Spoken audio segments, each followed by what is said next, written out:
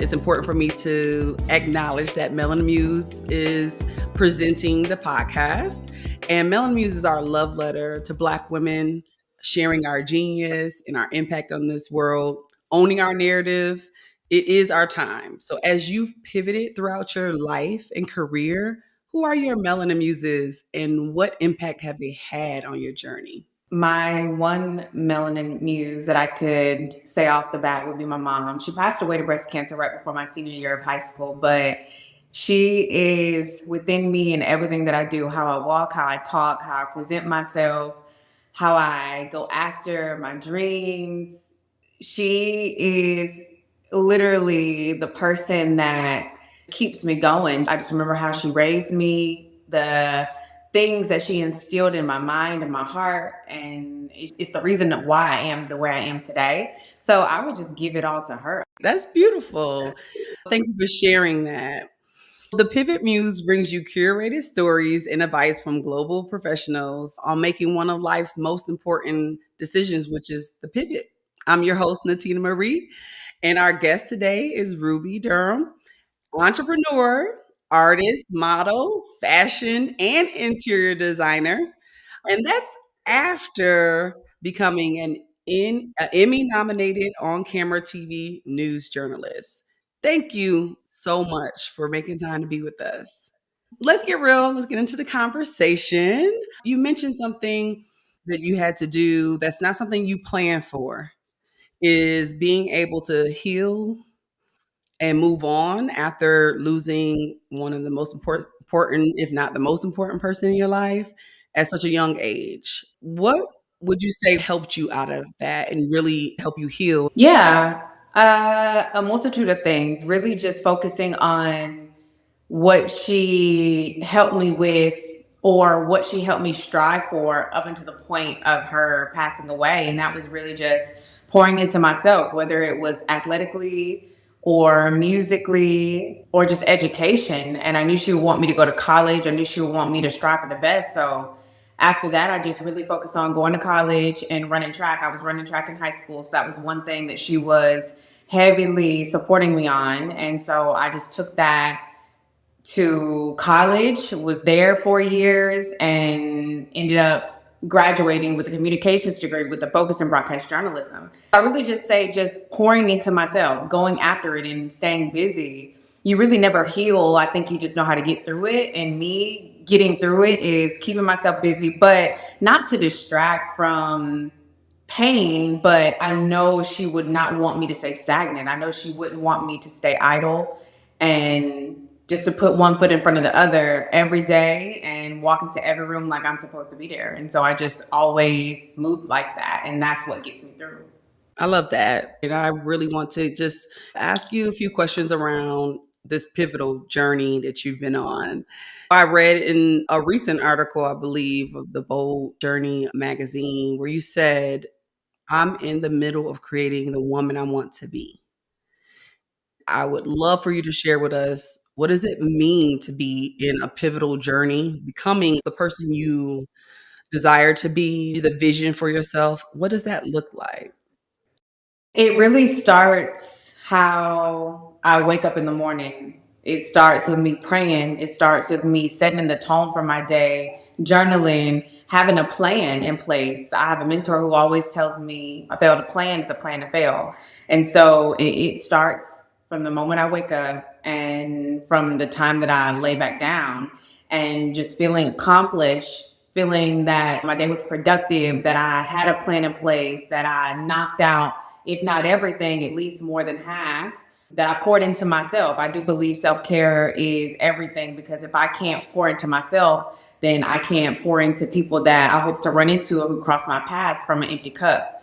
And it's also looking my best. I pride myself on, if you look good, you feel good, you do good. So it's me putting myself together every day. I just really started being more present with that, because there will be days where I'll go out and I'm like, girl, you looking crazy today. Like, hopefully you don't run into nobody. But it's really just waking up, starting my day on a positive note as much as I can, and putting myself together and having a plan in place of things that I need to knock out and just being her. And my her is standing on whatever business I have every day that's going to knock me closer to my goals. And I think when I go to sleep at night, if I feel good, if I know that I was productive, I prayed, I journaled, I checked in with myself, then I was the woman I needed to be that day.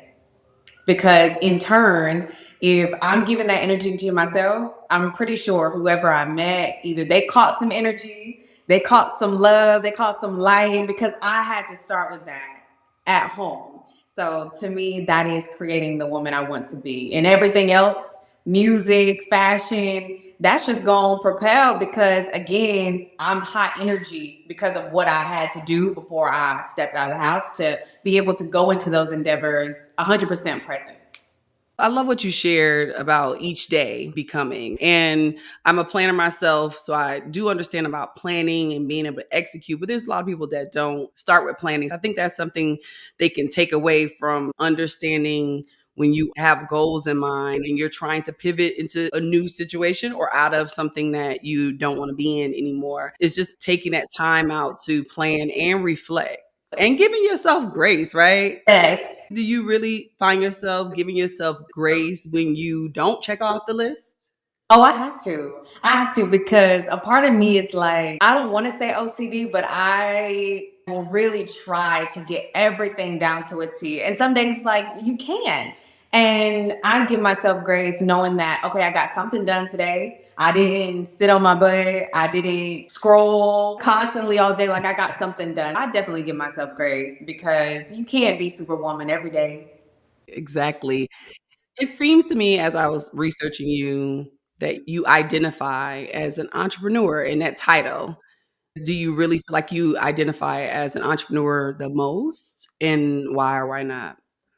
I definitely identify as an entrepreneur, especially because I am, as of right now, creating space to fully rely on myself to make all the money that I can, to not only have a roof over my head, but also have some that I can continue to invest in.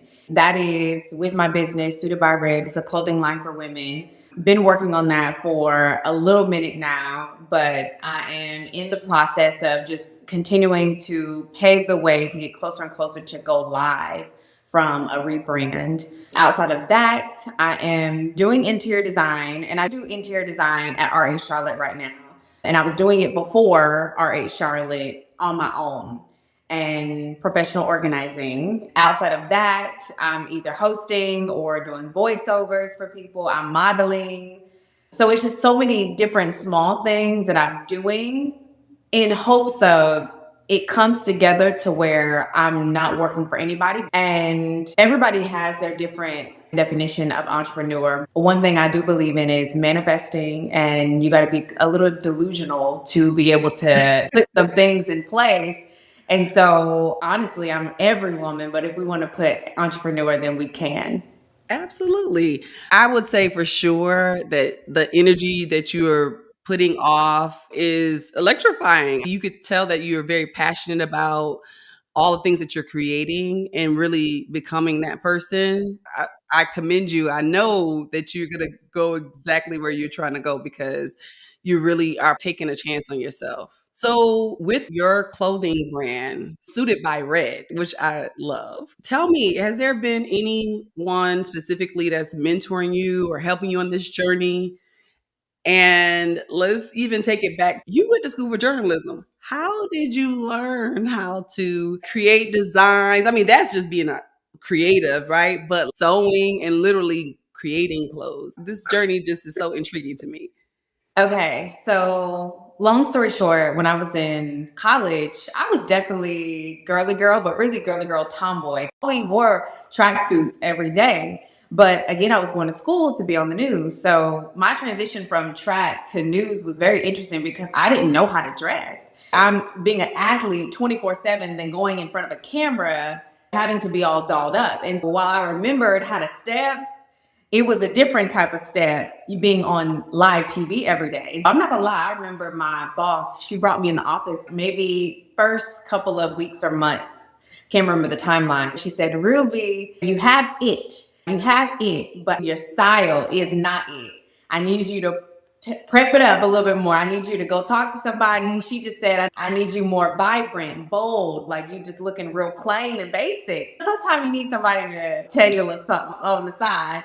But after that come to Jesus meeting, I had one with myself and I just started thinking like, okay, what is my style? Because I didn't know. I just got out of college. I don't have a lot of dress up clothes. So what is my style? And so I just remember growing up, I used to watch Redefine and I loved the nanny. I loved all her looks, all her style. And I just remember not being able to afford anything because you don't make a lot of money when you start on the news. And I was buying like a whole bunch of Amazon dresses, but I said one day I am going to have my own clothing line because even though I was buying Amazon dresses, I don't know how I was putting it together at that time, but so many people, like even viewers, would write me and say, where'd you get that dress? It's like a $15, $20 dress on Amazon. But the way I styled it was cute. And so I said, you know what? I'm about to stop telling people where I get my clothes because I'm going to have my own clothing line. And when I do tell you, you can buy from me. From that moment on, I said, I'm going to do it, I'm going to do it. But I knew it would be expensive. I knew it would take a lot of my time. So I just wasn't ready.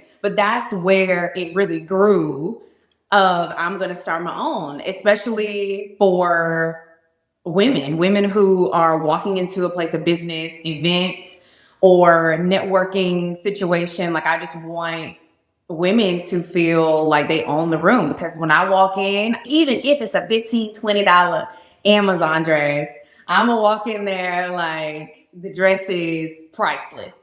And I want other women to have that confidence. I want other women to have that aura. So, Suited by Red, my tagline is Suiting Women for Success. And the clothing will start off with professional wear just because that's the lane that I was in at the moment. I'll branch out to other things, but it's going to be a mixture of sophistication and edge and sizes extra small to 4X because I want everybody to feel like they're her.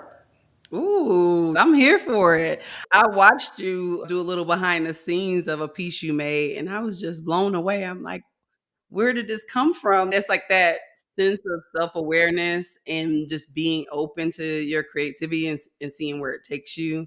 Is there someone mentoring you or helping you as well? Yes, so I am learning how to sew. So it's really me building a team. But when I grew up, I always liked to draw. So I can sketch and I can, if I see it, I feel it, I know exactly how I want to create it. Like I'm just a visionary too. And so when I won Miss North Carolina for America Strong 2022, I went to this fashion show and I was sitting beside this lady. And I don't know what intrigued her to me or vice versa, but God really, he did this big one because lo and behold, she's from New York. Her name is Daisy Malone. She's from New York. She's worked in the garment district. She's worked in fashion houses. She's had her own line in New York and she's still making pieces and she knows the who's who of New York, where to go get buttons, where to go get fabric, where to go find this and that. And I just started talking to her about like who I was, and she started telling me who she was. Next thing you know, she's telling me train routes in New York to go find fabric for my Suited by Red pieces. So she is my mentor, and she's definitely a blessing in disguise because I wasn't supposed to go to this fashion show that I went to, but I'm so glad I went because soon as I sat down, I created a relationship with someone who is definitely going to be talked about when I talk about Suited by Red. Just because if you don't have a mentor in this business or just in anything, I feel like you're kind of the blind leading the blind. But when you have someone who's already walked and ran, then they can help you get through some of the kinks more efficiently. So I would say definitely Daisy Malone. I have a great question from our producer, and you mentioned your pageant. How did you get involved with pageants? And as a woman of color, can you talk to maybe some of the misconceptions or untold truth of being a Black woman in that world? So growing up, I was in sports. I was singing, acting, and dancing at this community center called the Phyllis Lee Repertoire Theater. And I was also doing pageants. And this was all my mom. My mom literally had me busy. And I started doing pageants when I was in high school. And then I ended up competing in the Miss South Carolina teen pageant. When she passed away in 2010, I stopped. I stopped singing, acting, dancing. I stopped doing pageants and just focused on track. And I was at the Rover 400 2021, and that is a big NASCAR race here at the Charlotte Motor Speedway. And I was out there reporting, working in the pit. And I remember just walking in the pit, and there was a current queen. She was Mrs. North Carolina at the time. And she stopped me and she was like, "Hey, I don't know who you are, but have you ever thought about doing a pageant?" And I said, "Oh, I have. I used to do them when I was younger, but that was in 2010. I have not even thought about it." And so she was like, "I don't have a lot of time." Her name is Tara Almendinger. Her husband is a NASCAR driver. It's the race was about to start. She was like, "But let's exchange contact so I can tell you about this upcoming pageant." And I was like, "Oh, like literally, I'll exchange my contact, but I'm telling you, I don't know if I'm doing a pageant, but I'll hear you out." So she probably stayed on me from about October until about January and February, like pushing me, like, "Girl, you can do it." Just honestly, and it wasn't like sign up, sign up. It was more so she was just speaking so much life and confidence in me out of nowhere. The power of her words got me to apply. And I sent an application to the pageant, ended up doing it, ended up winning. And I will say, as a Black woman, I feel like I can't really speak too much on any of the nuances or any of the harsh realities, because the purpose for me doing a pageant is definitely confidence. It's definitely working hard on your body, how you speak, how you talk, how you walk, and then getting up there and being your absolute best. And yes, there are going to be people who are probably like, "Why are you doing the pageant?" Or there are going to be girls within the pageant who are sizing you up, looking you up. But I feel like if you just have this own self confidence and awareness, you are literally doing it for yourself and hoping that you can inspire someone who's in the audience or who's watching that they can do it too.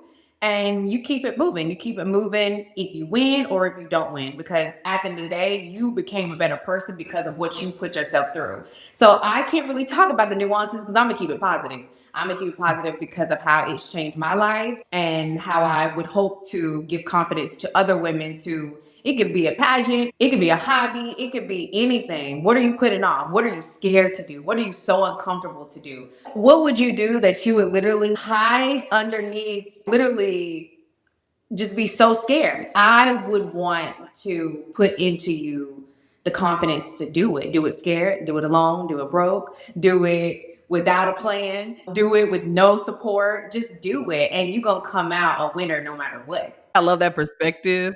I'm doing that now. I'm in front of the camera. Yes. My comfort zone is behind the camera filming or behind the computer running businesses. I love that's part of who you are and what you put out there for other women to take from you is that all these different experiences, and especially the ones that scare you, they bring out the best in you. So I was just over here cheesing because I'm like, that's me. Yep. Because I was gonna do the podcast without the video. I was like, I don't need the video. Like, it's a podcast. That's the whole purpose. Doing this with you, I would have never guessed that you almost wanted to do it without showing your face. Absolutely. Yes. Well, I'm glad you're face to face. I'm a face to face person, so it just feels better. It does feel better. I'm happy. Like, I'm happy that I'm doing it and pushing myself for one of my big fears, which I don't know where it came from. So why don't you just do it? You mentioned something that brought me to one of the questions I have for you, especially being a multifaceted person myself, is how do you deal with people chiming in on your career decisions, especially the one to pivot from a successful and promising career in media? You did get nominated for an Emmy. And what advice do you have to others that's dealing with following different paths and just their passions, and that may not be choosing one lane? What do they say to naysayers? I say do it. I am a rebel at heart. And I can have 100 people telling me don't do it, don't do it, or 100 people telling me I'm crazy or I'm trying to do too much. But if it's in my heart, if it's in my mind, I'm a Taurus. That means I'm a bull, so I'm stubborn. And I feel like the stubbornness can go good or bad, because sometimes it's okay, you being too stubborn, but I'm stubborn with my goals. I'm stubborn with where I want to be in life. I'm stubborn with the success that I know I can have. I'm stubborn with my mom not having no money, not having a lot of resources when I was younger, but we're staying out at track practice for an extra 30 minutes. I'm driving you an extra hour to go get help on this. We're going to stay a little bit extra over here.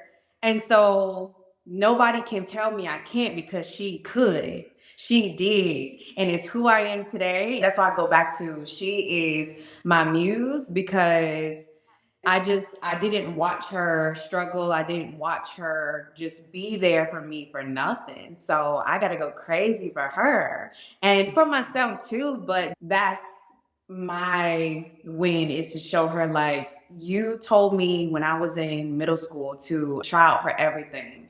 Go see what you're good at.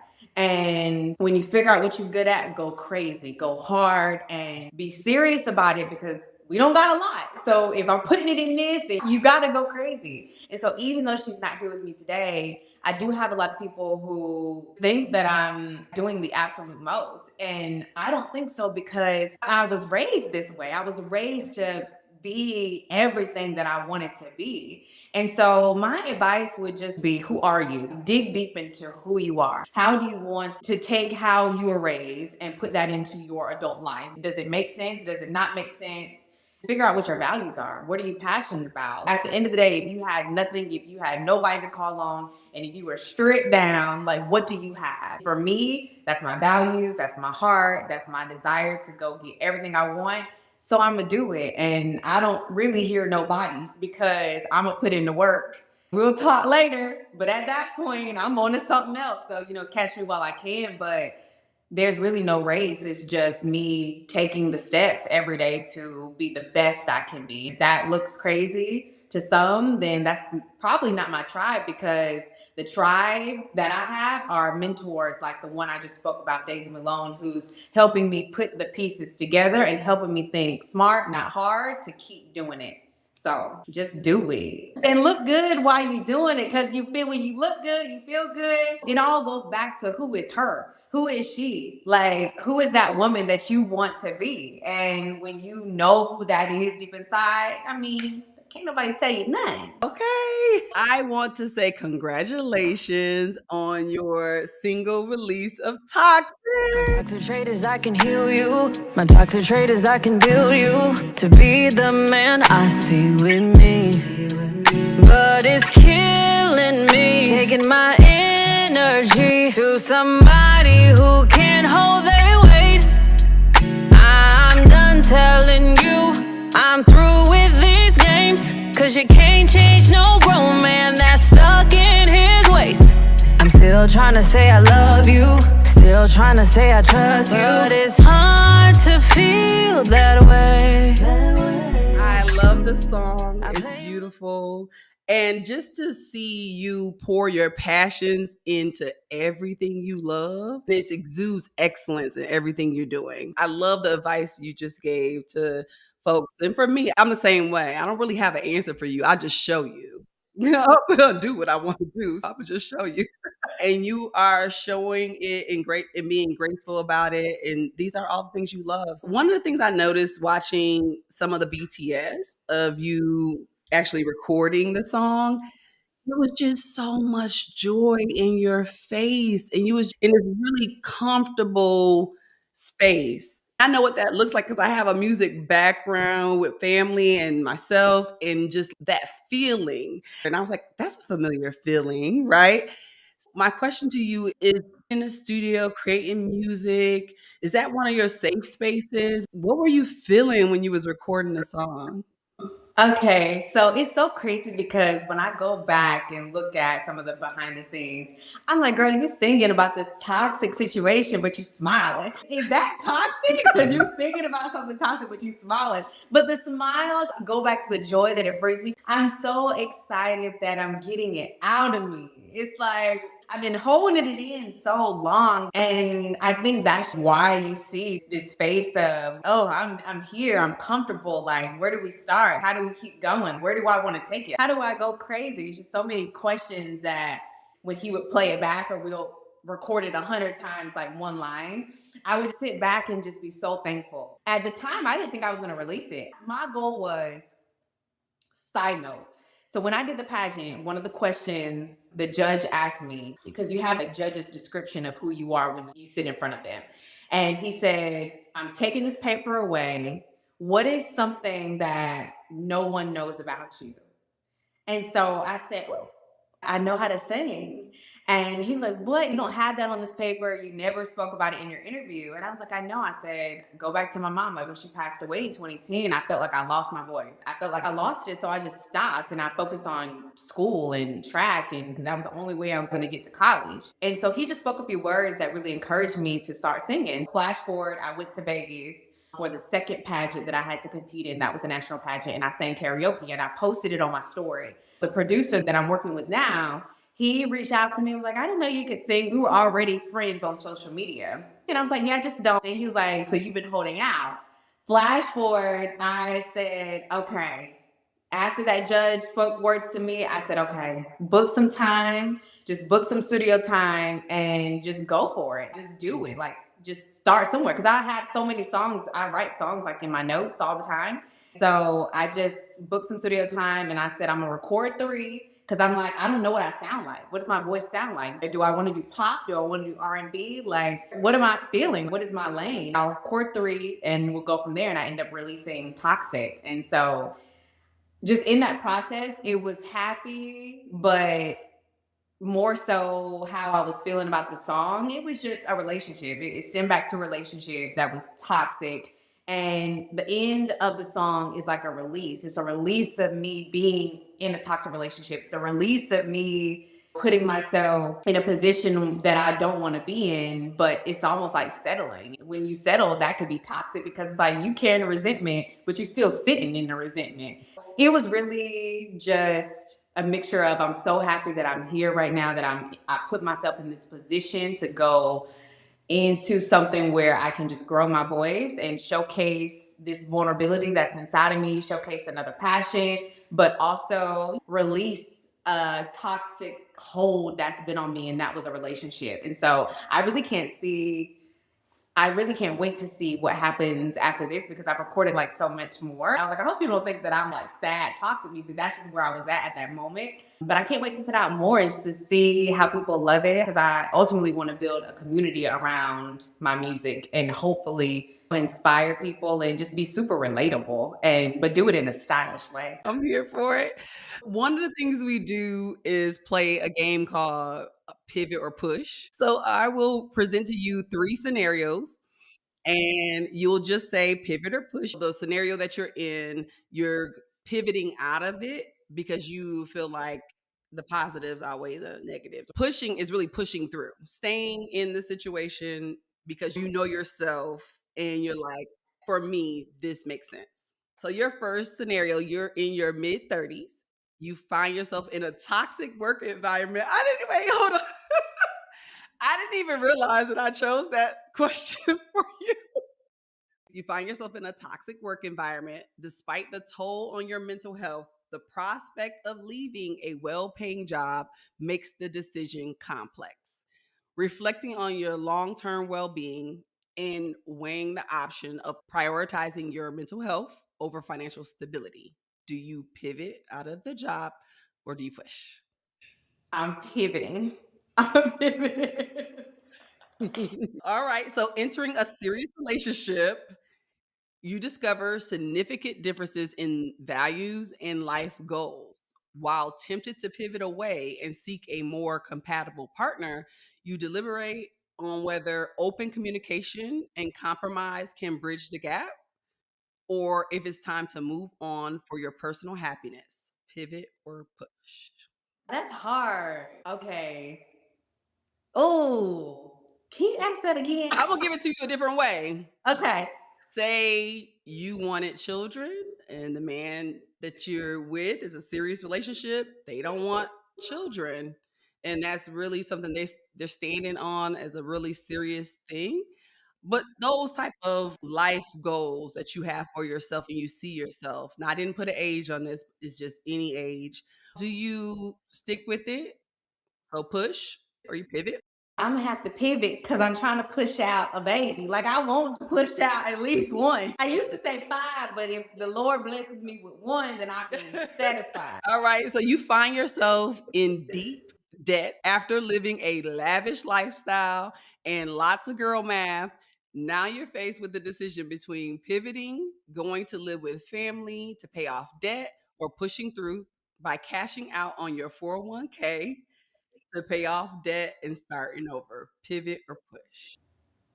I'm a push. Okay, I don't want to take back what I'm saying. I technically would do both because I don't mind humbling myself to have to go back to family, but I'm gonna still use that money to invest in something while I'm in that stage of life where I got to go back home. Makes sense to me. I'm going to cut back expenses and I'm cashing out. It's starting over because you can make some more money. I really appreciate you. And this has been an amazing conversation. Definitely love your energy, love everything that you're doing, literally rooting for you.